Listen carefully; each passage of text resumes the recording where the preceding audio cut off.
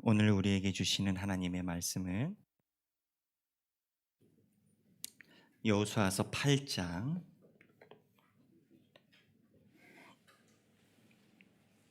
1절과 2절 말씀입니다. 여호수아서 8장 1절과 2절 말씀입니다.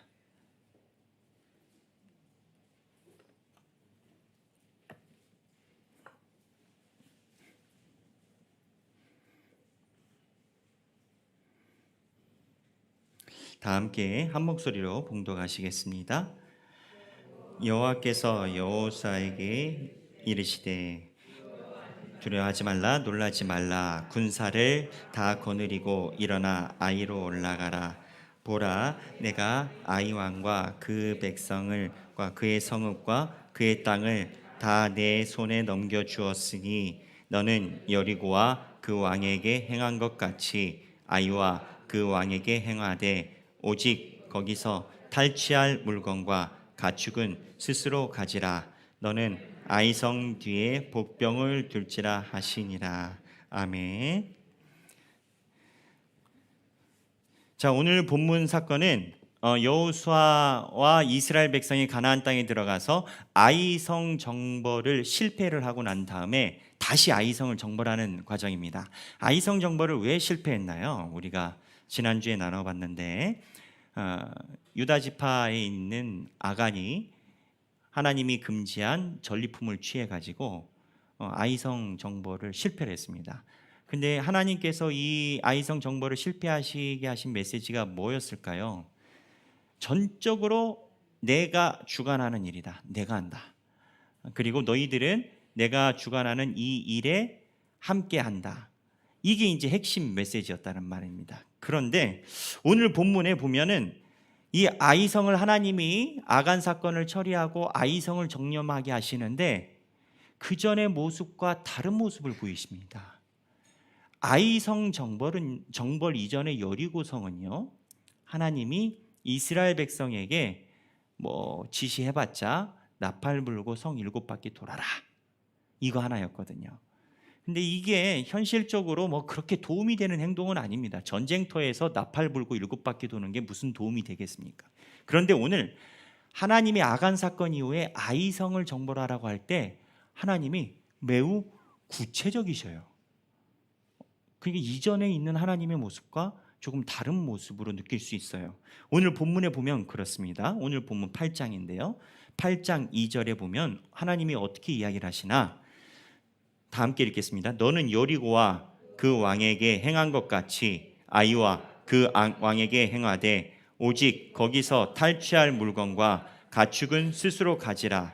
너는 아이성 뒤에 복병을 둘지라 하시니. 자, 여기 보면 하나님께서 아이성 뒤에 복병을 두라고 하십니다. 복병을. 여러분, 복병을 둔다는 게 무엇을 의미하는지 아시죠? 하나님께서 아이성 뒤에 복병을 두라 하시는 이 말씀은 이스라엘 백성들에게 전투에서 실제적으로 필요한 매복을 지시를 한 겁니다. 그래서 이 8장 후반부에 보면 여호수아가 매복 작전을 전개를 합니다.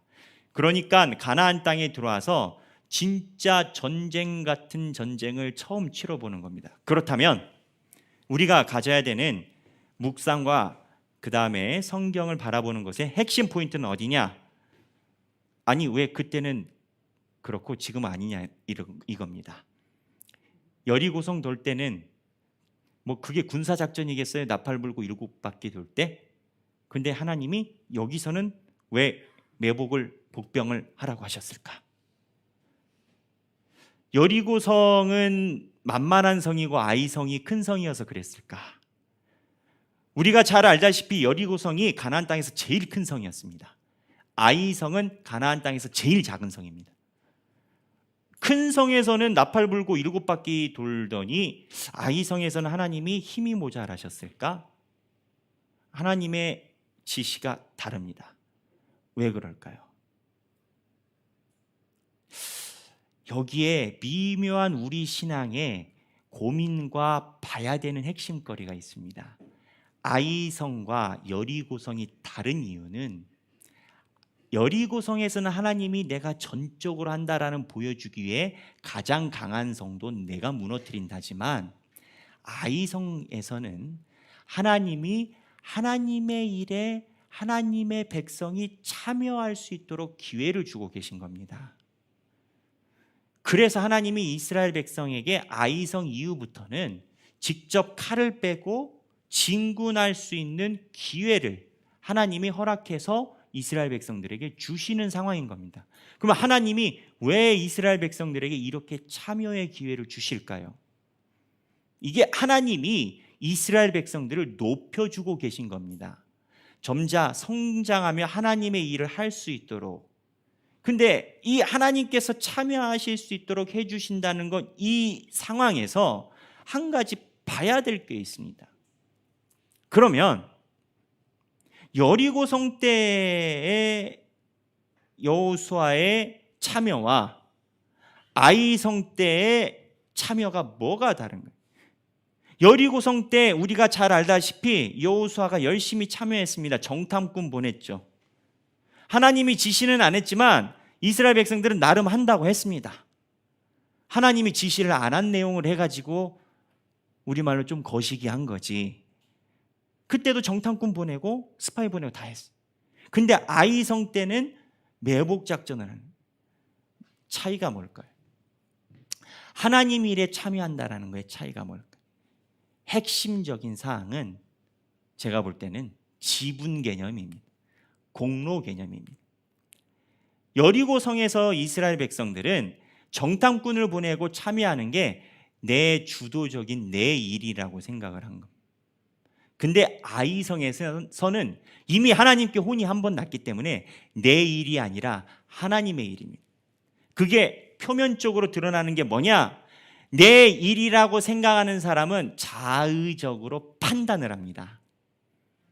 그래서 정탐꾼도 하나님이 보내지 말라고 했는데 자기들이 보내서 해야 될 것 같으니 정탐꾼도 보내게 됐고, 그 아버지 세대도 그랬고. 그런데 아이성은 차이가 뭐냐? 아이성에서는 내가 판단하는 게 아니라 하나님 말씀에 순종하는 겁니다. 행동의 양태, 겉모습은 똑같습니다. 어쩌면 우리가 인간이 인간의 눈으로 분별할 때는 분별해내지 못할 수 있습니다. 근데 하나님 입장에서는 너가 하고 싶어서 공로를 쌓는 행위와 하나님 일에 순종하는 행위는 하나님 눈에는 다르게 보이신다는 겁니다. 그래서 하나님께서는 아이성 때부터 이스라엘 백성들을 하나님 말씀에 순종하여 하나님 일에 참여하는, 자기 하고 싶은 일이 아니고 하나님 일에 참여하는 백성으로 차근차근 성장시켜 가시는 과정인 겁니다. 이렇게 보면 아이성 사건은 굉장히 작은 성을 이스라엘 백성이 침략해서 쳐들어갔지만 그 침략에서 주는 메시지가 굉장히 큰 겁니다. 하나님이 참여를 허락하셨고 그곳에서 이스라엘 백성들의 태도가 하나님의 일에 내가 순종하고 참여한다라는 인식을 가지고 전쟁에 들어갔다라는 거예요. 이게 우리 신앙인에게 매우 중요합니다. 우리 신앙인들도 자기가 원하는 대로 신앙생활을 할 수 있습니다. 하나님이 나에게 이렇게 해주시면 내가 좀 뭐 좀 해볼 수 있을 것 같아요. 이거는 정탐꾼 개념입니다. 하나님 일에 내가 좀 뭐 좀 해야 되지 않겠어요? 하나님 나라를 세우시고 하면 내가 숟가락 하나라도 도와야 되지 않을까요? 내가 서운하면 안 되지 않을까요? 이건 정탐꾼 개념입니다. 근데 아이성 개념은 하나님, 내가 하나님 일에 참여할 수 있도록 허락해 주셔서 감사합니다. 이건 내 일이 아니라 하나님 일인데 감히 나 같은 사람이 어떻게 하나님 일을 하겠습니까? 하나님 일을 나에게 주셔서 내 은혜입니다. 이 차이인 겁니다. 똑같은 빗질을 하고 똑같이 교회 와서 청소를 해도 내가 아니면 청소가 안 된다니까 이렇게 생각하는 사람하고, 하나님, 나 같은 사람이 어떻게 주님의 성전을 청소를 할까요? 내가 집은 청소 안 해도 하나님 저는 청소하네요. 감사합니다. 똑같은 일을 해도 머리에 드는 생각은 다 다릅니다. 여리고성과 아이성의 차이는 기본적으로 이 차이입니다. 근데 제가 여러분들과 묵상하고 싶은 것은 이 다음입니다. 하나님의 일을 이렇게 참여할 때 하나님은 무엇을 하고 계셨냐는 겁니다. 이게 너무 은혜입니다. 하나님이 이스라엘 백성들에게 복병을 두라라고 하셨습니다. 매복작전입니다. 매복작전이 뭡니까? 이 성벽에서 8장을 읽어보면 아이성에 있는 군대를 자극시켜서 전체 군대가 다 나오게 성벽으로 막 도망가요. 도망가다가 돌립니다. 돌려서 다시 밀어붙이면서 성벽에서 나온 군대 후미를 숨어있던 군대가 나와서 치어서 양쪽에서 양동으로 이렇게 전투를 가져가는 거 아니겠습니까? 복병, 매복작전. 이거 남자분들은 뭐 다 아시겠지만 군대 기본은 매복 아니겠습니까? 이 매복작전을 하는데 하나님의 역사가 어딘가? 제가 사랑하고 좋아하는 우리 칼빈 선생님이 아주 예리한 눈으로 봤습니다. 칼빈 선생님이 보시는데 뭐라고 얘기를 하시냐? 칼빈 선생님이 하나님이 우리에게 일을 시키시고 앉아 계시지 않았다. 왜? 어디서 있냐면 여호수아 8장 12절 보겠습니다. 한번 눈여겨보겠습니다. 8장 12절인데요. 여호수아서 8장 12절 다 함께 읽겠습니다. 그가 약 5천 명을 택하여 성읍 서쪽 베델과 아이 사이에 매복시키니. 자, 매복 군대가 몇 명이요? 5천 명. 본지는 몇 명일까요? 네, 어제 읽으신 분은 금방 아시겠지만 3만 명입니다. 3절에 보면 용사 3만 명, 용사 3만 명에 매복이 5천 명이 추가가 됐어요. 3만 5천이죠. 근데 이 5천이 특이한 부분이 있습니다. 7장 3절 4절입니다. 처음에 아이성을 치러 올라갔을 때입니다. 7장 3절 4절 읽겠습니다. 여호수아에게로 돌아와 그에게 이르되 백성을 다 올라가게 하지 말고 2-3천 명만 올라가서 아이를 치게 하소서. 그들은 소수이니 모든 백성을 그리로 보내어 수고롭게 하지 마소서 하므로 백성 중 3천 명쯤 그리로 올라갔다가 아이 사람 앞에서 도망하니. 첫 전투의 전체 군대 숫자가 몇 명입니까? 3천 명. 첫 전투에. 왜 3천 명이었습니까? 성이 너무 작아서. 이 말은 3천 명보다 더 작은 숫자의 아이성이라는 겁니다. 근데 복병이 몇 명이라고요? 2차 진군 때 5천 명. 아니 무슨 복병이 이렇게 많아요. 복병은 은폐, 은신이 기본입니다. 복병은 소위 특수부대나 이런 부대들이 후방에 배치하고 절대 적에게 들키지 않게 소수 정예만 움직이는 복병이에요. 여호수아가 전략은 짰는데 전쟁은 안 해본 거예요. 5천 명의 군대가 매복을 하는데 들키는 게 쉽겠습니까? 안 들키는 게 쉽겠습니까? 들킵니다. 이스라엘 백성들은 정규군이 아닙니다. 민병입니다. 제대로 된 군사훈련을 받은 적이 없기 때문에 5천 명이나 되는 대군이 움직여서 매복할 때 100% 들킬 겁니다. 칼빈은 이렇게 얘기를 합니다. 아이성 사람들이 자기네 성 숫자보다도 더 많을지도 모른 5천 명이 움직이는데 그거를 보지도 못한 건 하나님이 눈을 가려서 그렇다. 하나님이 눈을 가렸기 때문에 매복 작전이 성공을 한 겁니다. 우리 인간은 모릅니다. 하나님의 일을 할 때 우리도 그렇습니다. 때로는 내가 힘이 있고 능력이 있어서 하나님 은혜에 참여해서 내가 한 줄 압니다. 그런데 나에게 마르지 않는 샘을 주시고 나에게 마르지 않는 신앙과 나에게 동기를 주시는 분이 하나님이라는 걸 우리는 모르고 있습니다. 하나님이 하나님 일에 참여하도록 우리에게 지시하시고 그러기를 바라신다까지만 알지만 사실 그 힘을 하나님이 주시는 거예요. 우리가 하길교회 어떻게 설립했습니까? 하나님의 은혜로 우리가 정말 성도분들의 눈물과 땀과 가슴 아픈 기도로 하길교회가 설립이 됐습니다. 하나님이 아이성 정벌하듯이 이제는 너희들이 내 일에 참여하도록 하게끔 우리를 이끌어 주신 은혜인 겁니다. 근데 이 말씀을 묵상하다 보니까 우리가 한 줄 알았는데 우리가 한 게 아닙니다. 하나님이 그때마다 길을 내시고 하나님이 그때마다 우리에게 힘을 주시고 마음이 답답하면 마음을 위로해 주시고 재정에 어려움이 있으면 혹 나는 아니어도 내가 모르는 누군가를 통해서 하나님께서 길을 열어주시고 그렇게 걸어왔습니다. 여러분 삶에서 어떻습니까? 예수를 믿는 형태가 크게 두 가지입니다. 저는 간단하다고 봅니다.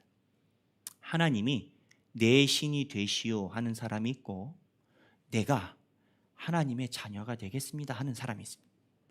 하나님이 내 신이 되시오 하는 사람은 판단과 지분과 공로가 가는 거고 내가 감히 하나님의 자녀가 됐으니까 하는 사람은 순종과 은혜와 감사로 살아갑니다.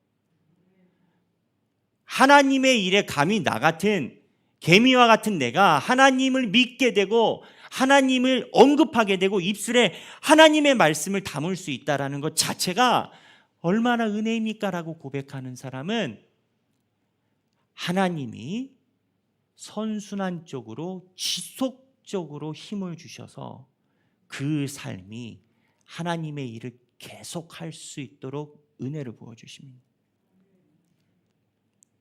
모든 것이 하나님의 은혜인 겁니다.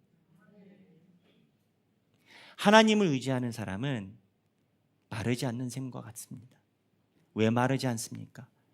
하나님이 그 샘에서 물줄기를 절대 끊지 않기 때문입니다. 그런데 물줄기를 벗어서 하나님이 나를 도우셔야지 하는 사람은 모든 걸 다 잃게 됩니다. 아간 사건처럼. 사랑하는 우리 성도 여러분, 우리 하길교회는 하나님의 일에 참여하는 것 자체에 감동의 눈물이 있기를 바랍니다. 내 삶에서 내 삶이 돈 많이 벌고 일 잘 되고 자식 잘 되고 이 안에서 안정을 얻는 것이 아니라 내가 하나님 배우는 그날에 하나님 내가 30대 때 내가 40대 때 50대 60대 70대 때 하나님의 은혜로 내가 하나님의 사역에 내 인생을 던졌습니다.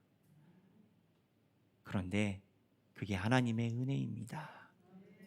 이렇게 고백하는 모든 우리가 하길교회 성도가 되시길 주님의 이름으로 축원합니다. 여러분들과 함께 찬양하고 싶은 찬양이 있습니다. 은혜로만이라는 찬양인데요. 이 찬양에 보면 가사가 그렇습니다. 은혜로만 들어가네, 은혜로만 선다네, 우리의 노력이 아닌 어린 양의 보혈로 그분의 임재 가운데 오라 하시네. 칼빈은 우리 개역 장로교는 지속적으로 이야기를 합니다. 우리가 하나님을 선택해서 교회 문을 연다라고 생각하지만 하나님이 부르지 않은 자는 아무도 교회 문을 열 수가 없습니다. 교회 문을 열 확률보다 교회를 안 나올 확률이 몇 배 더 높습니다. 모든 것이 불러주신 하나님의 은혜입니다. 하나님의 은혜 안에 그 삶을 녹여내려가는 저와 여러분이 되시길 바랍니다. 찬양하겠습니다.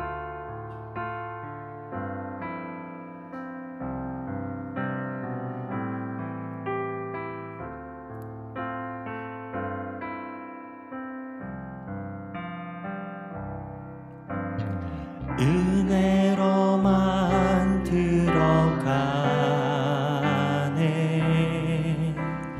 은혜로만 선다네, 우리의 노력이 아닌 어린 양의 보혈로 그분의 임재 가운데 오라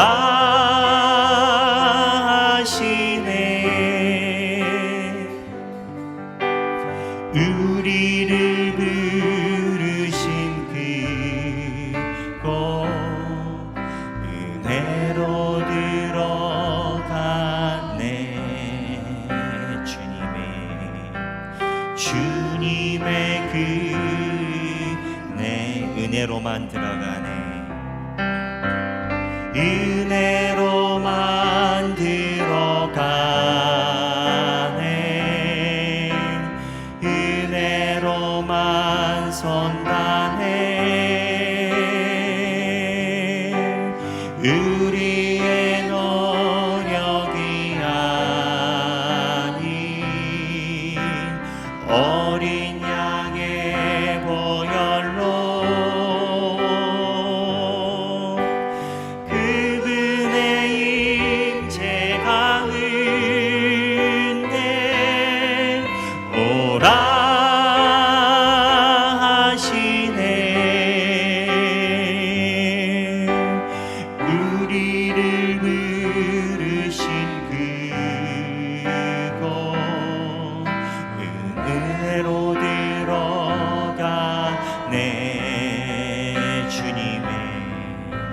주님의 그 범죄한 우리가 어찌 서리요. 범죄한 우리가 어찌 서리요.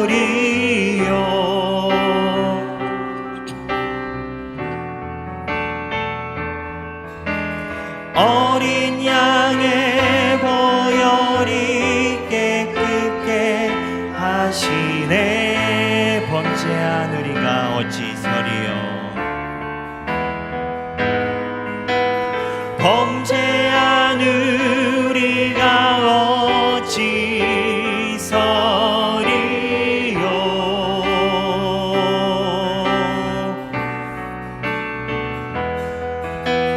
어린 양의 보혈이 깨끗게 하시네. 은혜로만 들어가네. 은혜로만 들어가네.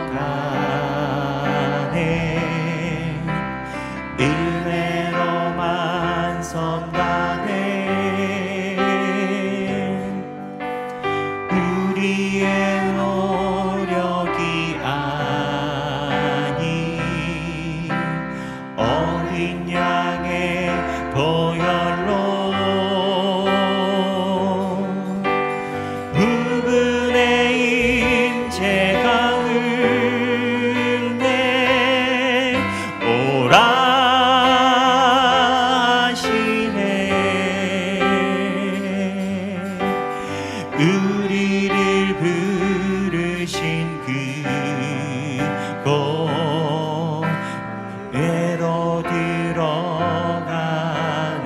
주님의 그 은혜.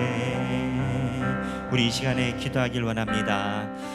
하나님 아버지, 우리의 삶이 하나님의 은혜로 주님의 일에 날마다 참여하는 우리가 되게 하여 주옵소서.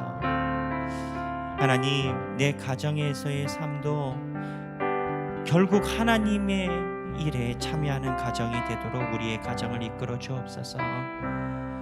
내가 한 줄 알았습니다. 모든 것이 하나님의 은혜입니다.